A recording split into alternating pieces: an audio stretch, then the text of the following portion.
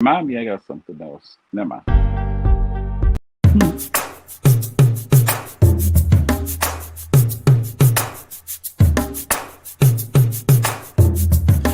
Na na na na na na na.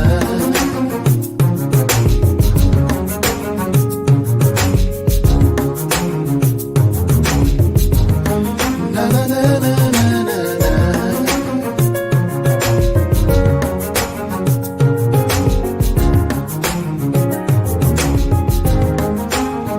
Come and try me, see if you find any wicked ways in my heart.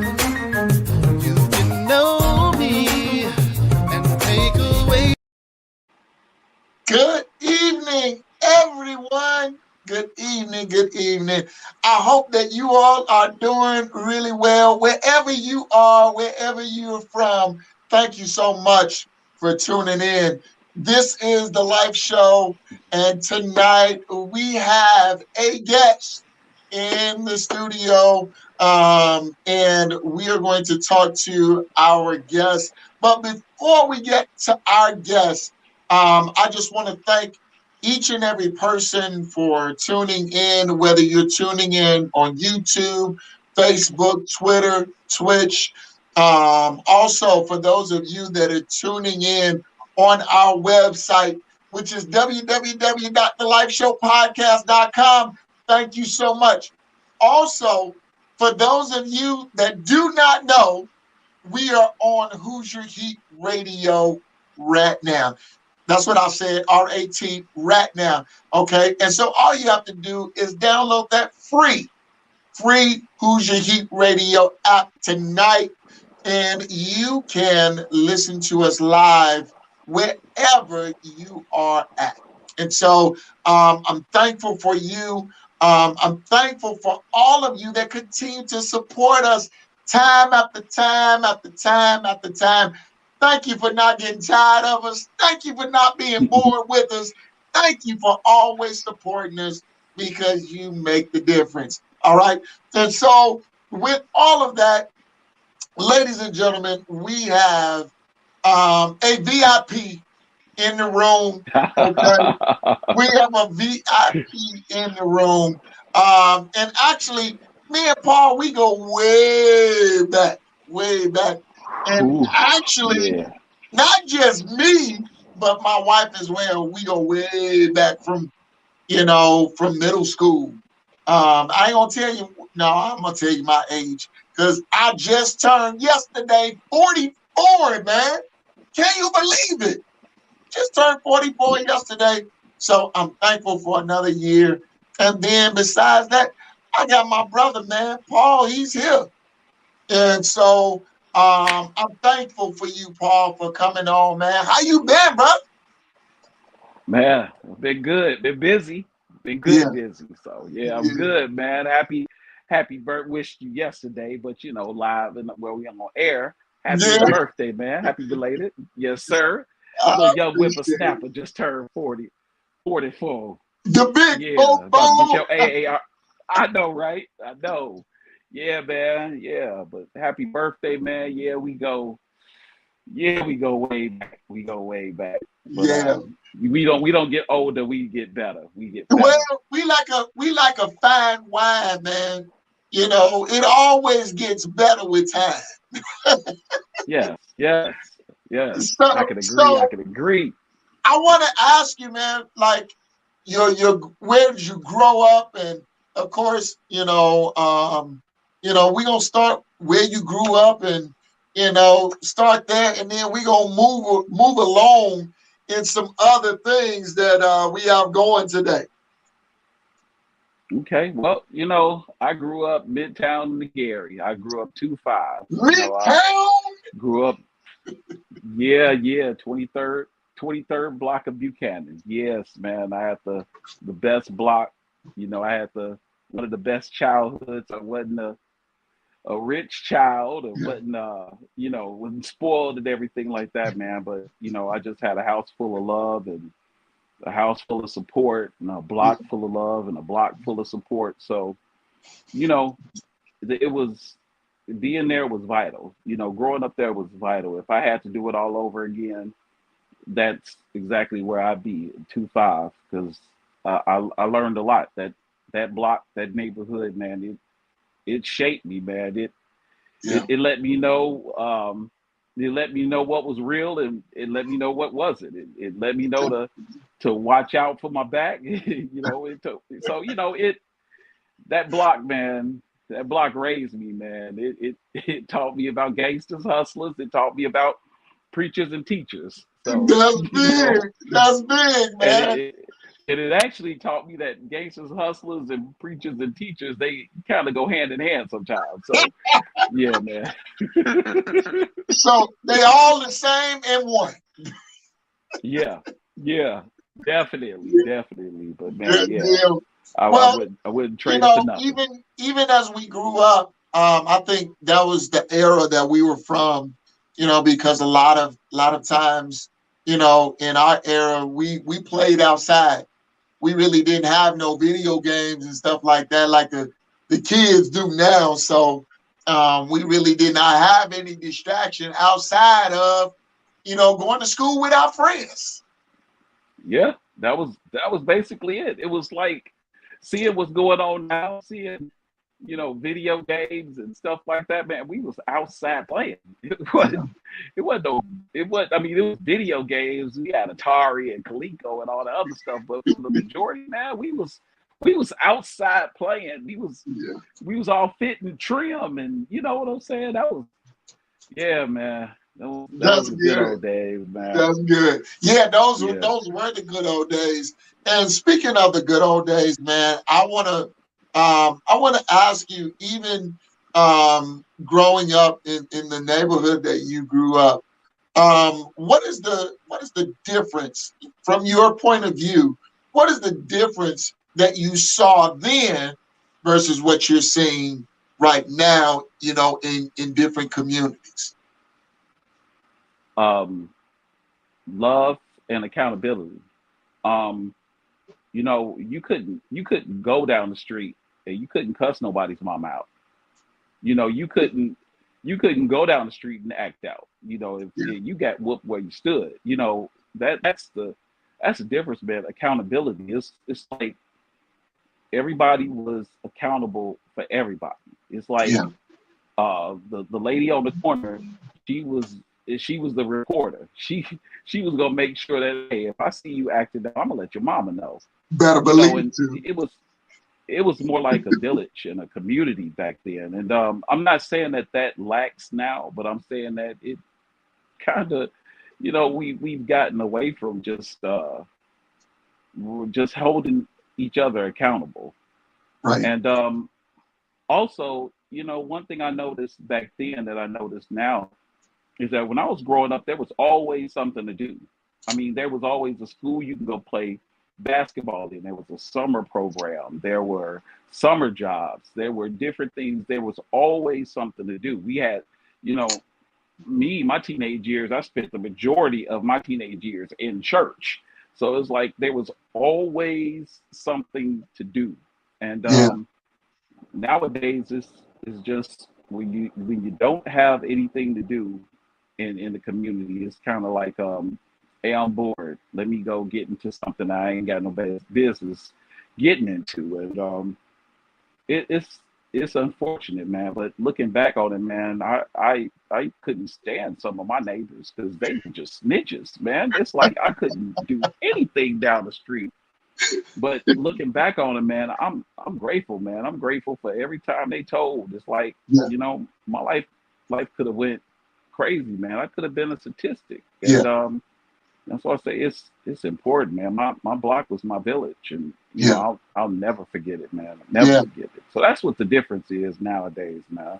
Definitely. And see, now I think with the or versus then, the village, raising children, the village did have ownership of the block, and now we've lost it to, just not people not caring.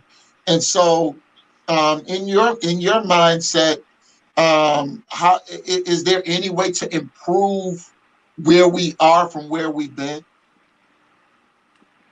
I think a lot of what it boils down to as far as our community is opportunities. I just think that there is we need more opportunities. We need these youth need more opportunities. They need um, training. If they're not going to be in school, a trade. Yeah, We need to start coming up with different ways to empower them and say, hey, look, school might not be the it might not be the defined route. You might not be college material, but right. you might be good with your hands. Yeah, But I definitely am not taking anything away from education, but I mean, you're talking to a high school dropout himself. I didn't finish with my class. I didn't get a chance to walk across the stage. I didn't get a chance to do any of that. I spent a lot of time lost. yeah, And I think that a lot of times when you get into that point where you kind of feel hopeless, you just don't know where to turn. I mean, I'm grateful that I had God, and I'm grateful that even though I wasn't the best child, the best teenager, or anything that I could, but I always knew who the Lord was.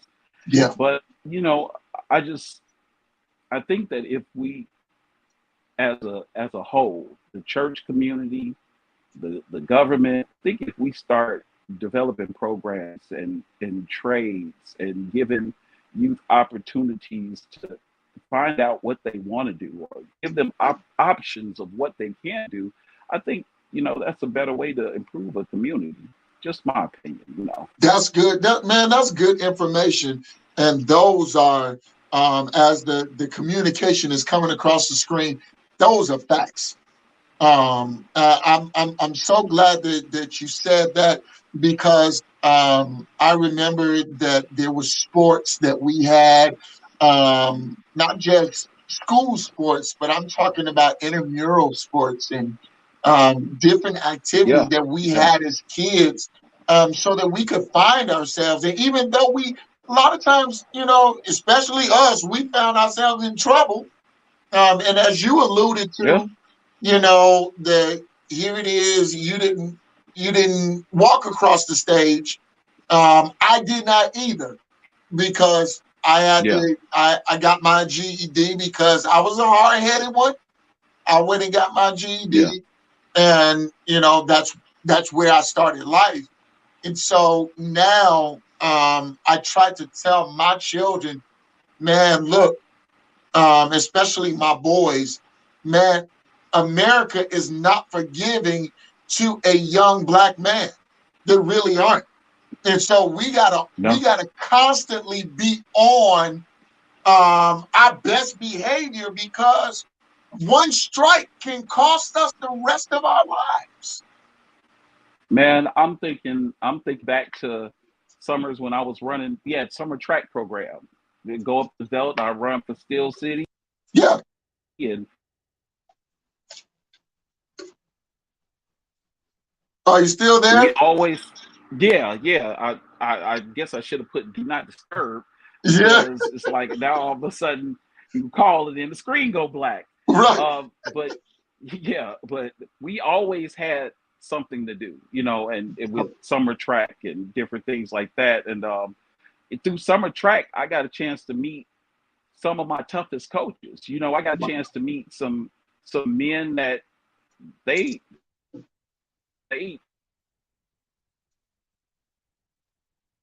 I think you just went out again. It's okay.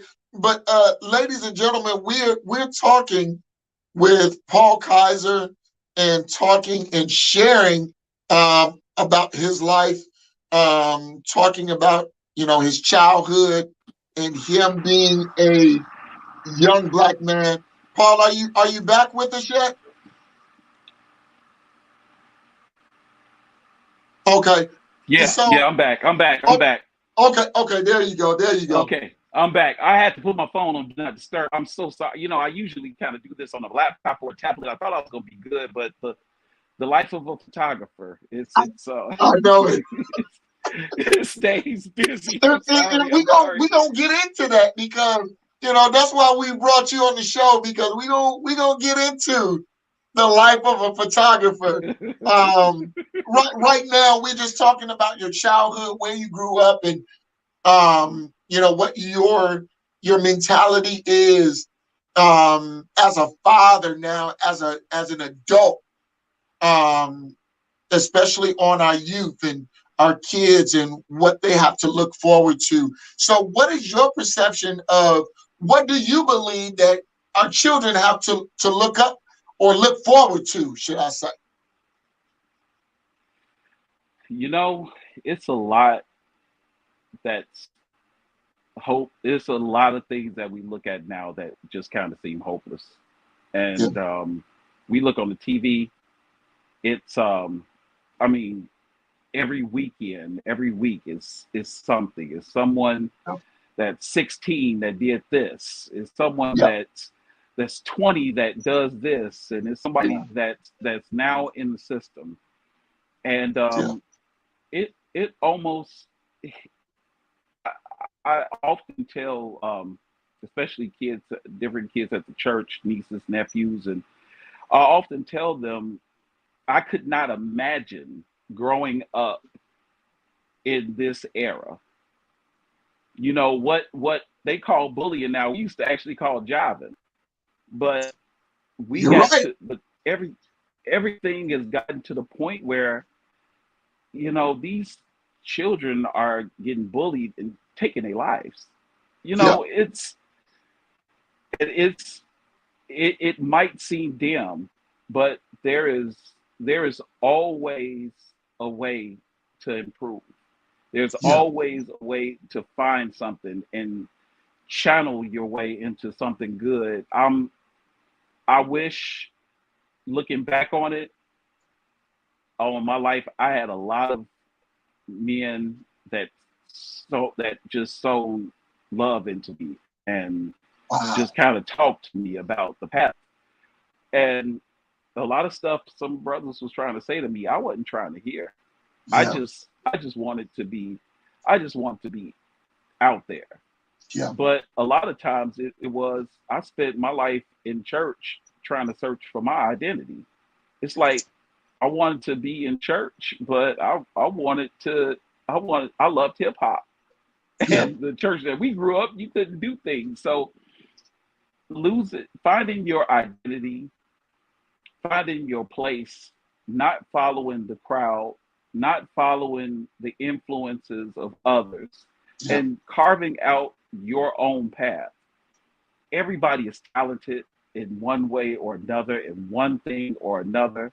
It's just finding that talent. And it's up to us to start speaking life into someone that's maybe on the wrong path. And that's where I think we fail. It's like, the one lady down the street that was like, hey, you don't need to be doing that. But we see somebody now with a pants sagging and they sitting on the corner and they doing something they got in the wrong. Then we're scared to go to him and talk to that person, because it's like, hey, nowadays you can't do all that. No, because now the parents will cuss you out. Don't you dare! Don't you dare correct my kid. Yeah. So I just say to everybody, there's hope. Trust me, I am the poster child for there is hope.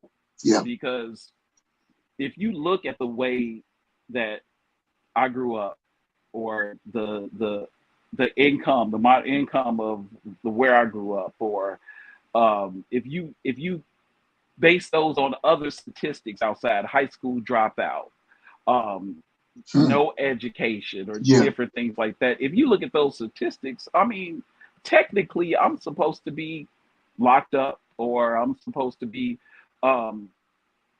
doing anything else but what I'm doing now. Yeah. And I think that it's up to, I finally had to get the mentality that I wanted to defy everybody's nose, like everybody's odds. It's like if you told me I couldn't do it, that gave me the incentive to do it. And I think that's the message that I would just kind of pass on. If anybody tells you you can't do it or tries to make you feel like you can't do it, make them a liar. Go But out, in a whatever you positive got to way. do, whatever, but in a positive way. Yeah, whatever you got to do to make them a liar, you go out and you do it. If you want to be a dancer and they say you don't have a body of a dancer, okay, I'm gonna show you. Yeah. I'm gonna show you that I can be more than what you think I can be. Yeah. And but I think it's up to us to start getting it to over to pulpits. I Right. think that it's sometimes it's time out for us to be talking about offering in church and different things. It's time to start sowing into the youth. Yeah. We need Yeah. to government. We're talking about and listen. I mean no disrespect. Talking about Ukraine or government issues. I am not that government person. There you But go. if we're sending all of this money to Ukraine to help Ukraine beat Russia, then why can we not put this much money into our communities, into Black communities, into communities, period? Why can't we Yeah. bridge the wealth gap? I mean, there's so much and there's so many layers to this, but what's happening is that we're getting a lost generation. And there's already a communication gap between our generation and the next generation. Yeah. And we got to start bridging that gap. And part of that is just sowing seeds, Yeah. verbally, financially, physically. We got to do that. And it's just, Man, yeah, yeah. you said a mouthful, Paul. One of the things that you also said, and I just want to go back here briefly, but you said that you believed in God. Did that have anything to do with where you are now? Your belief in God? Yes, yes.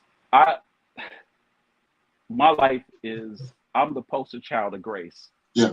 I am the poster child of God's grace, of his mercy, of the prayers of my ancestors, the prayers of my mother, the prayers, because without God, I don't know where I would be. I would just be totally lost. And Yeah. there was just a time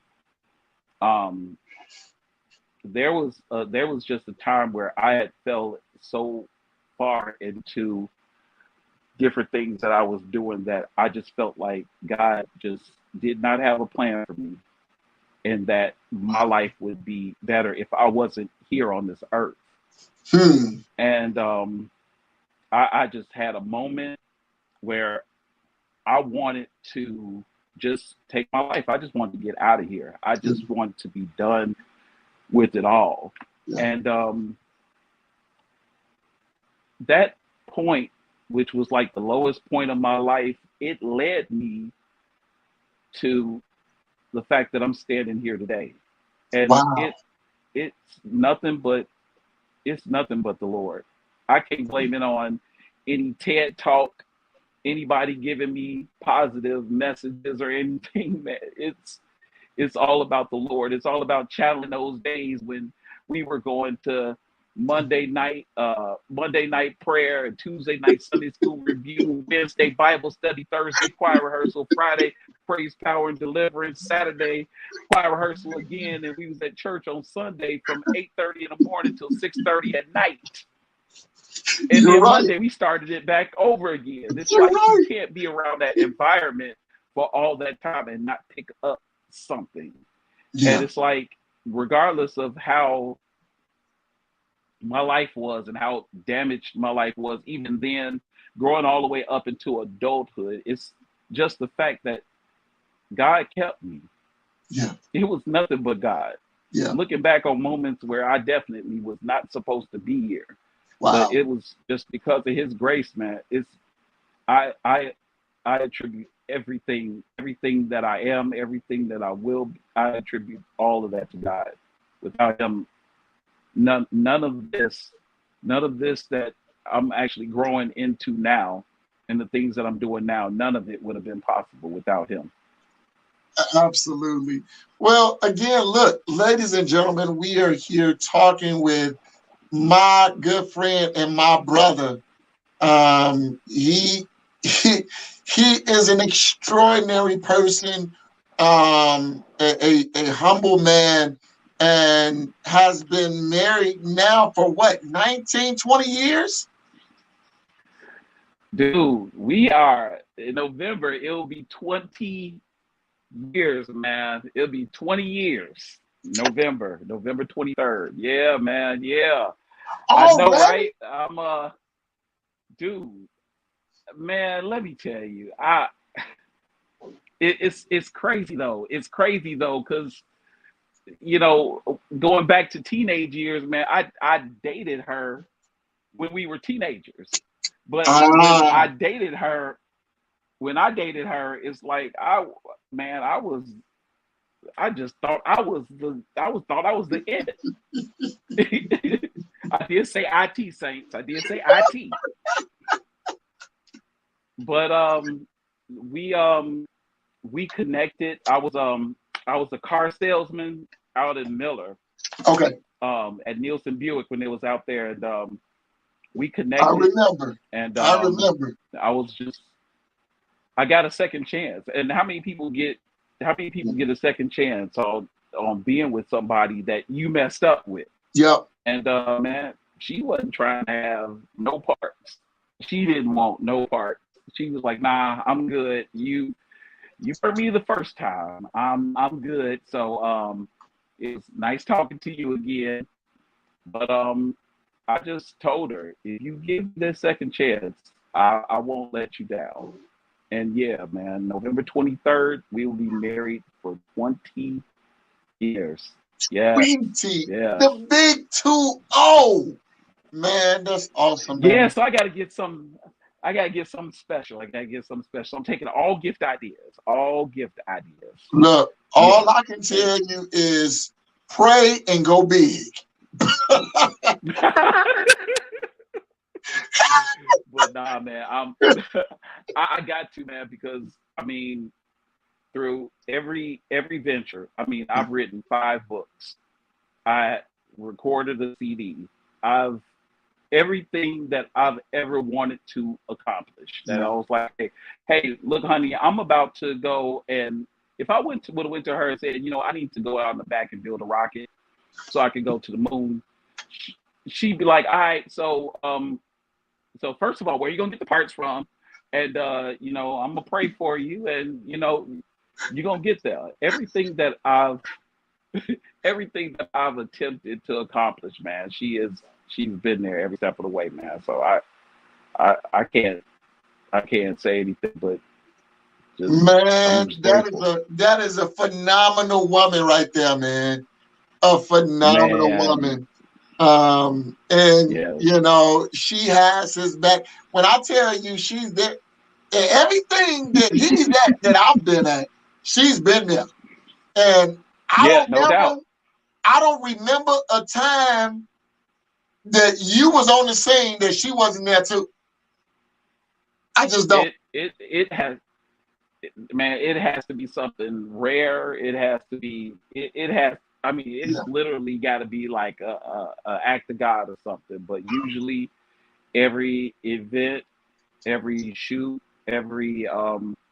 just every point, yeah. no matter what, every book signing, everything that I've done, I cannot say that I've actually had to do it by myself. Wow. I can I cannot say. So Wow. yeah. So I gotta go big with this one. Yeah, I gotta you go do. big. Yeah, you do. So look, talk to us. We're gonna get to your books because I want people to know that you just know anybody. Can you talk to us about each book and the books that are out there and how we can go and get those books today?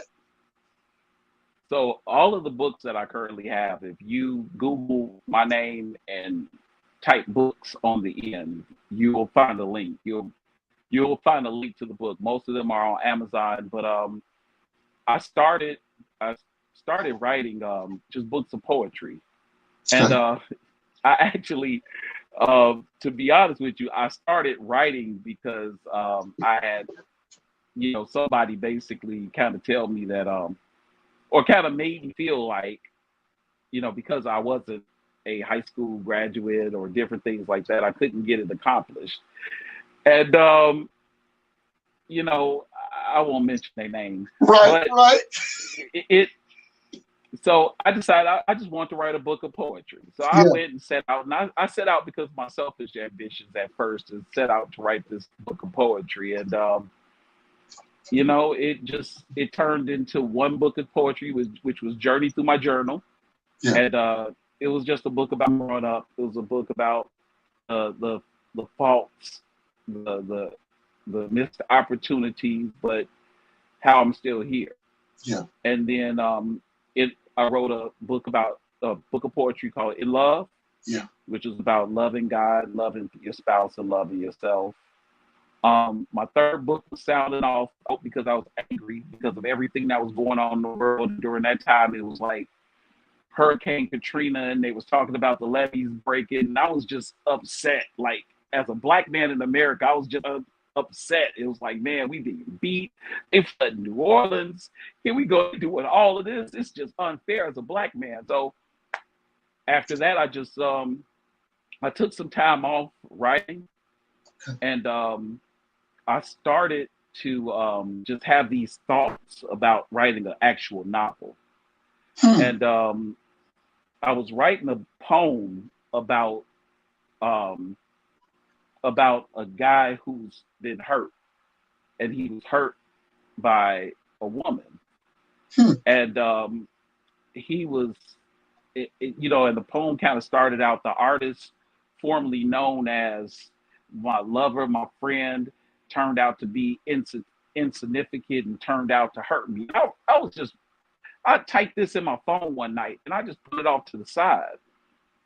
And next thing you know, I got to just add it on to it. I got to add it on to it. And I got to get characters' names. And it's like, next thing you know, it's like 300 pages later, I wrote my first novel. And that was My Love, Your Lust, Their Lies, and Our Truth. It was a book of karma. And it was one of the best things I've ever done. It was a book that I could finally write that had characters that had inspired me, good or bad, in my past. Yeah. The main character, Cassius, is just a good guy, stand-up guy, just a Black banker, a businessman. He has all the good qualities. He was raised by good parents. He has manners, and Cassius is every mother's dream for their daughter. Yeah. And Cassius is just a conglomerate of like different brothers that were good brothers.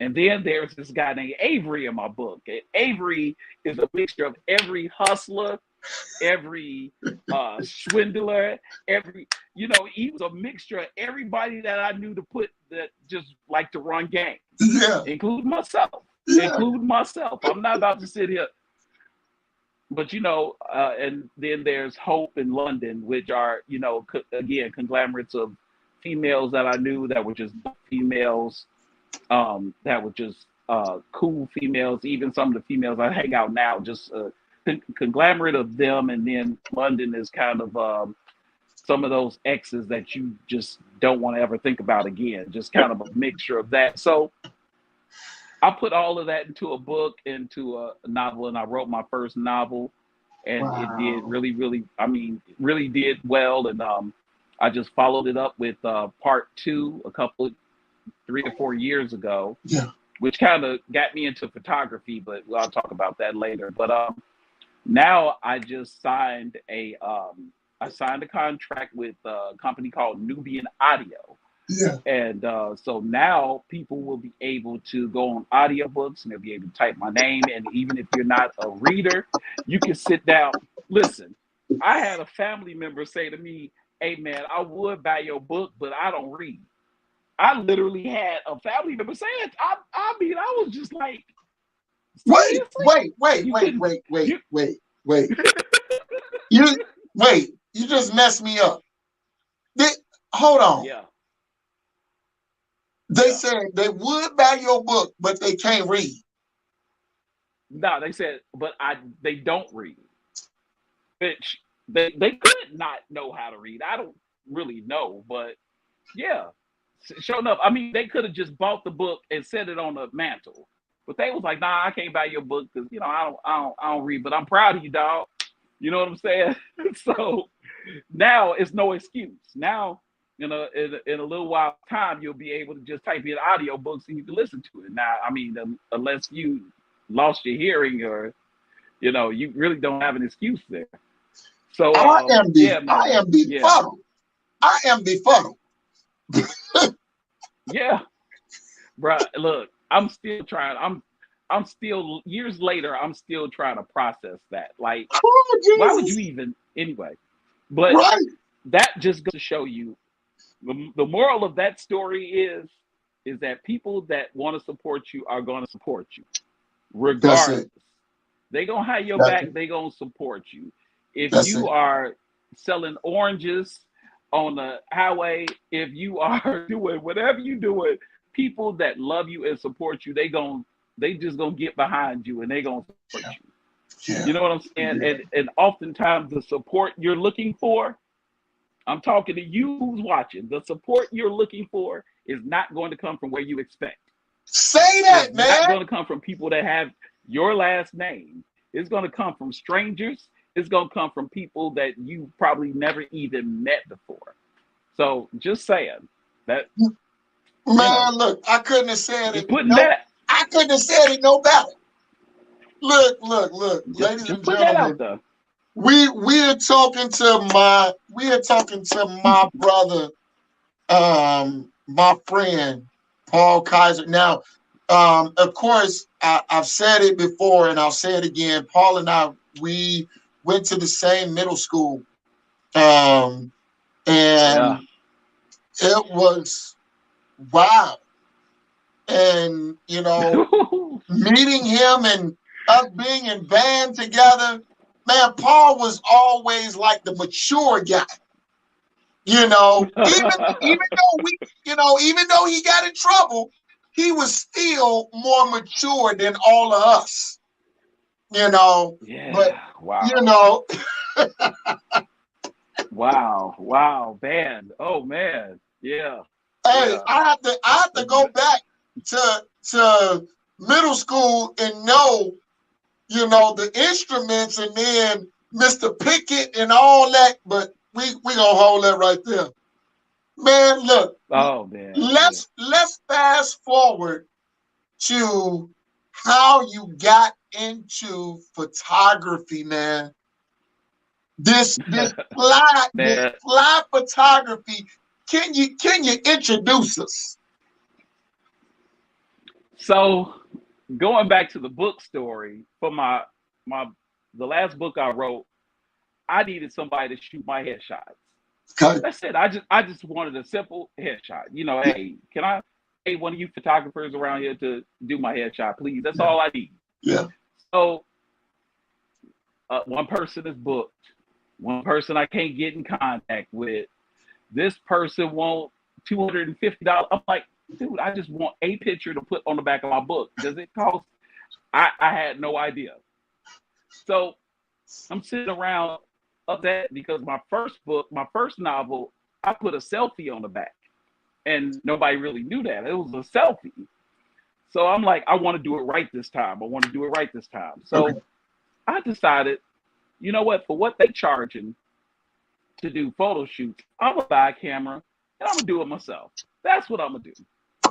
So I went and I went on QVC or somewhere, and I bought a Canon FX 530. It's this little point and shoot camera, and it was supposed to done all this stuff. And I was like, you know what? I'm gonna buy that. I went on Amazon, got me a $10 tripod. I set that mug up, and I went chee, and hey, I got my picture.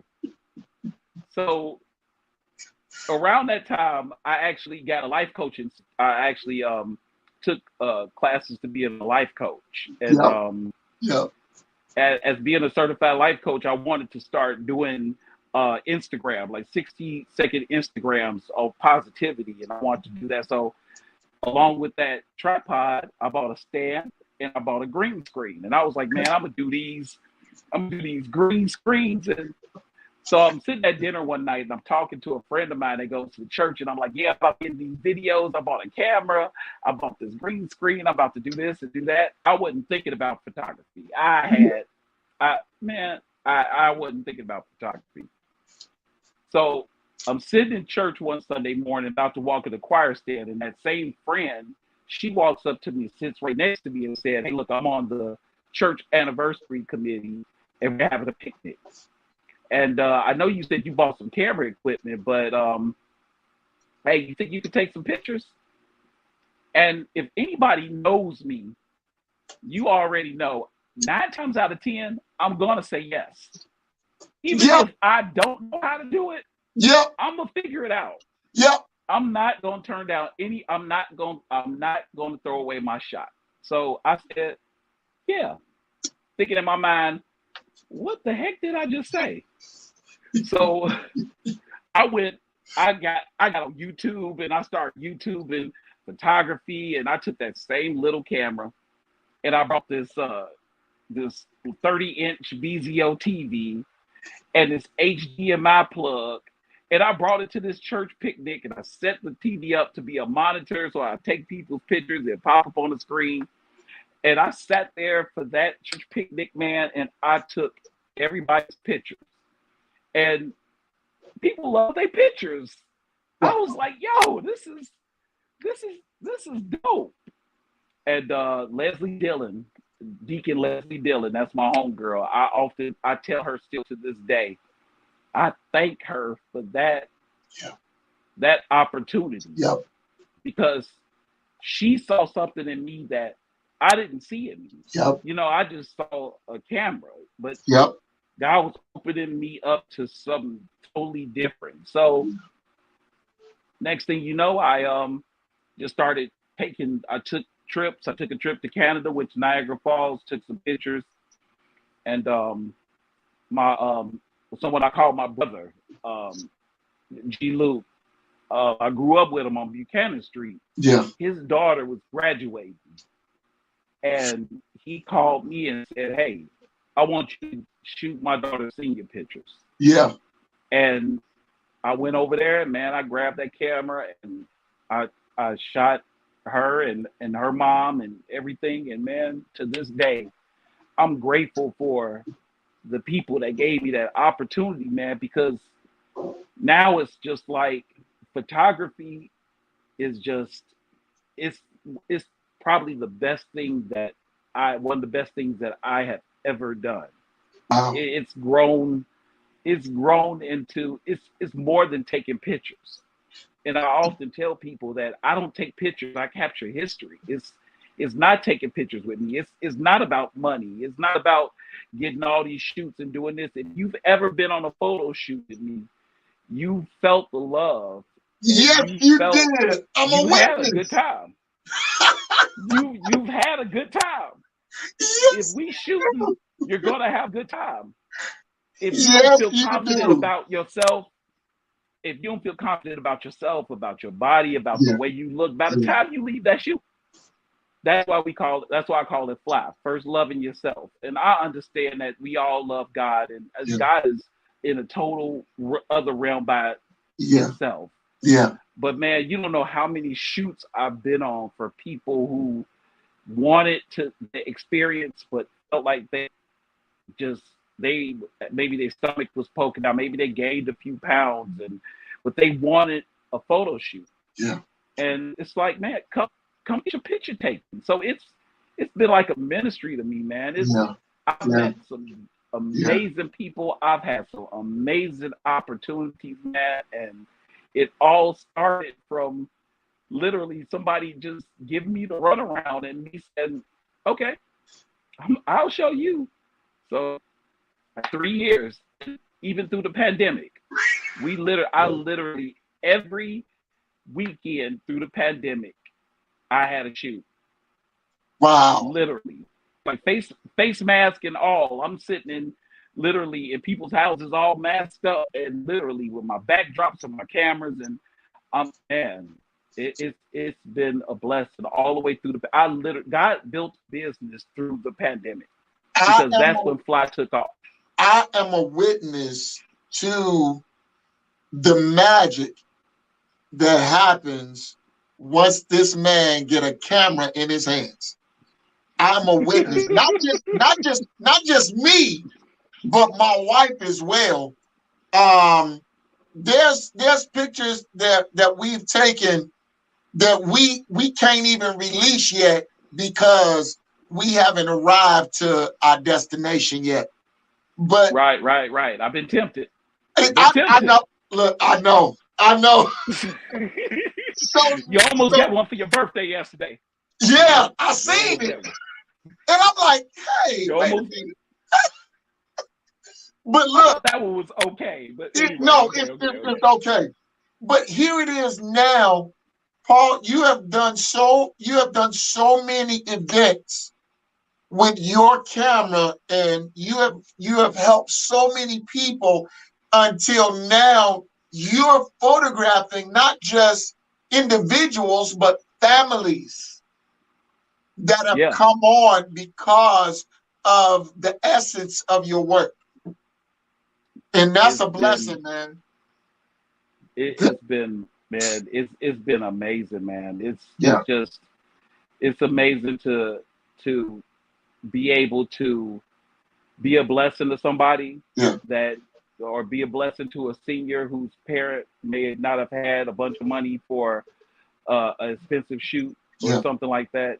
It's been a blessing to have people to come and say, I'd never liked taking photos until you all took my photo. Wow.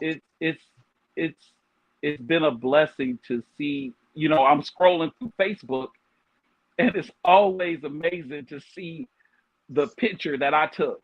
Your work. Remember that moment in time. And like, did I shoot that? Like, are you seriously? Like, am I doing this now? Like, are you serious? So it has just been the most amazing 3 years. I'm still learning. I'm still learning both sides of it, the photography side, the business side, but I don't ever plan on losing the fun and losing the love, because it's just been nothing short of amazing. Some of the things that I've done that hasn't been released yet, like you said, and some of the things that people haven't even got a chance to see is just like God is just working with me, and I just want to stay humble. I will give God the praise. This is nothing. This is totally nothing that's all about me, or it was done because of some great work that I did or some person. Man, it was nothing but the Lord. Man, you have created magic for so many families. In these last 3 years, your fly photography has like boomed, like without a doubt. Like fly photography is everywhere. Man. Everywhere. Dude, oh my God. It's like it's crazy, because it's just this last weekend, it was just like shoot after shoot after shoot. Then there's a wedding, then there's this. And it's like I just can't get tired of it. It's just like, man, it's seeing people's reaction and knowing that I was a part of their special day. Like, they gonna look back on their senior pictures and they gonna say, wow, man, I remember that day. being a part of somebody's life in photography and capturing their moments, man. Being there when now I pronounce you husband and wife, you may kiss the bride. Being able to capture that picture in that moment in time is it's a high. It's literally it's a high, man. It's amazing, man. But yeah, scrolling down my timeline, yes, I love seeing that logo. I love seeing people's pictures, man. It just, yeah, Man, something that's a about it, blessing, man. man. And I want to say to you personally, thank you. Now, because my wife and I, because we were clients of Paul's. Now the majority of my family is now clients of Paul's. You know, Yeah, no here doubt, man. is my sisters, my niece, my son.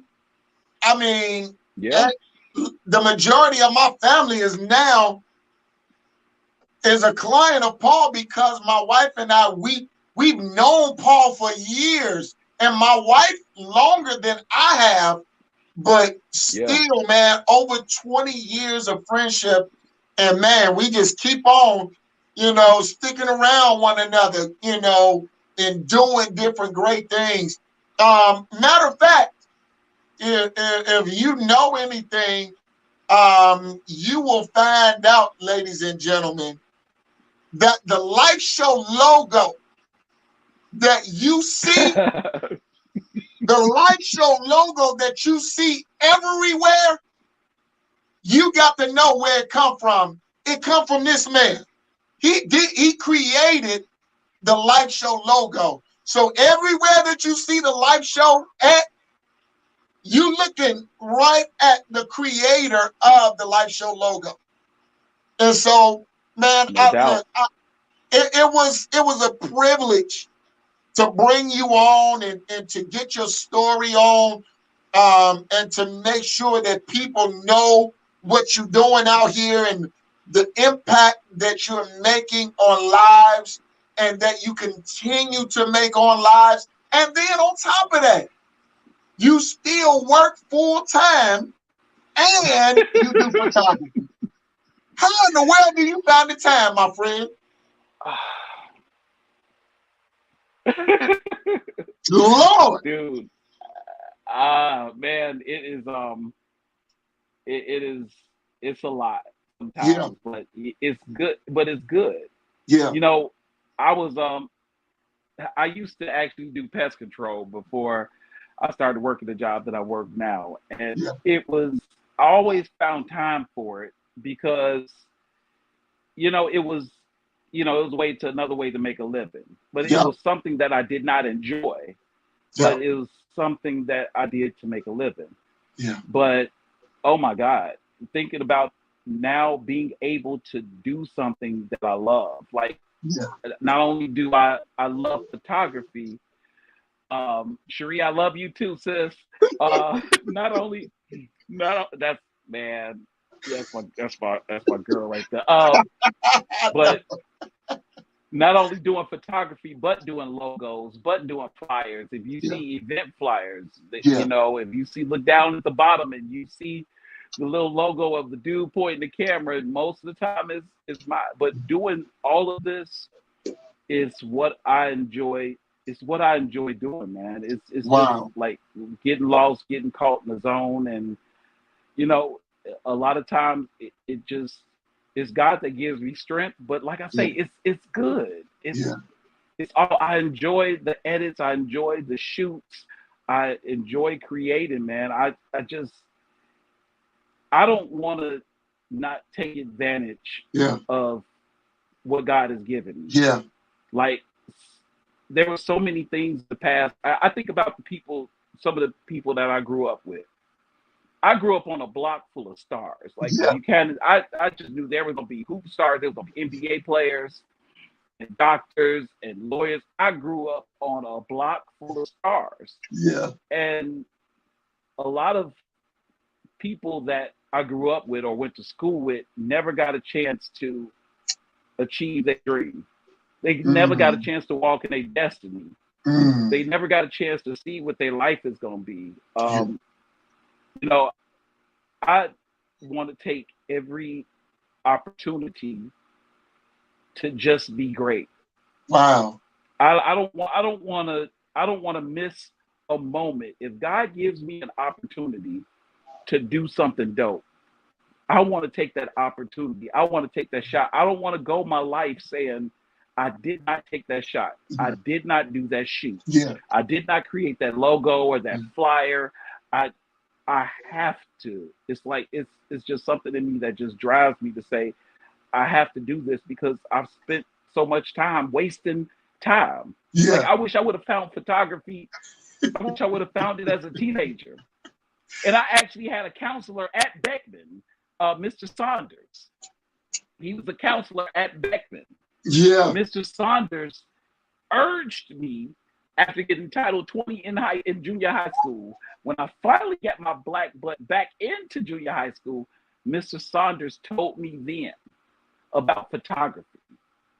He told me that you'd be a good photographer. And here we are 30 years later, and I'm right back to what Mr. Saunders actually said. I wish I would have listened then. Yeah. But now, man, it's just all about being a creative, man. It's all about helping a business, getting the logo, seeing the live show logo, getting this logo, doing this, man. It's that's what it's all about, man. Let me help a business. So I'm grateful, man. I'm grateful. I'm just, man, look, God is good, man. As we wrap up this interview, man, look, let me say thank you again for all of the things that you continue to do for the live show and beyond in our family, and photos and some of the other logos that we have waiting in the mix that we can't release just yet.